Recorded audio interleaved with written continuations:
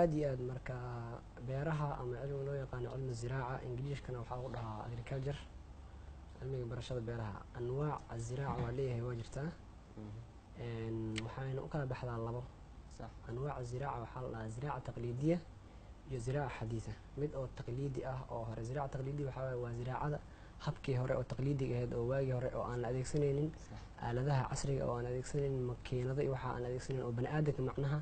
inta ugu badan waxa meesha wax walba qabanaya oo juhdi walba dhan walba ka baxay waa bani'aadamka falaya asaga waxeenaya asaga wax walba sameynaya macnaha ziraaca taqliidiya kuma jirto wax aalad la adeegsanayo laakiin ziraaca alxadiitha waxaa la adeegsanayaa aalaad ziraaciya xadiitha oo hadda dhow la soo saaray sida haddii aan lahayd taraktarada iyo haddii aan lahayd macnaha xaasilaad wax la jirto oo macnaha dalagga markuu soo baxo maxaa la jiray oo loogu talagalay in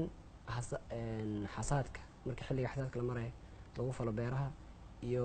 inta lagu guda jiro xilliga beerida iyo wax walbo inta ugu badan waxaa la adeegsanayaa qalab macnaha ziraaca alxadiitha insaanka daal badan iyo tacab badan kalama kulmaya baynamaa marka dhanka ziraaca taqliidiyada oo insaanka rafaad badan uu ka marayo oo asaga mar walba uu adeegsanayo mararka qaarkood dibiya xataa la adeegsanayo in lagu falo ama yaambadii iyo waxyaabahaas oo kaleento dhulka diyaarinta wax walba macnaha bani'aadamkaa sameynaya laakiin inta wax walba qalab baa sameynaya that's the difference. aywa okay qalabka sameynayo haddii aan kugu sii celiyo qalabka sameynayo aad ujeedo maxaad ula jeedaa qalabka uu sameynayo macnaha dhulka beer horta markii la falayo marka ugu horeysa waa in dhul la diyaariyaa dhulka markii la diyaarinayo waxaa jirto waxyaaba loogu talagalay in dhulka diyaariyaan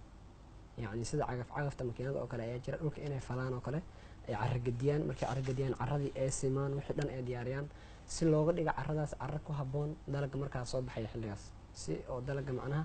qaab wanaagsan oo hadhow ugu soo baxo uusan dhibaato la kulmin qalabyada marka waa intaa haddii ay noqoto markuu dalagga soo baxo dalagga markuu soo baxo xilliga dalagga lasoo goyn lahaa markii la gaaro xilligaasna harvestingka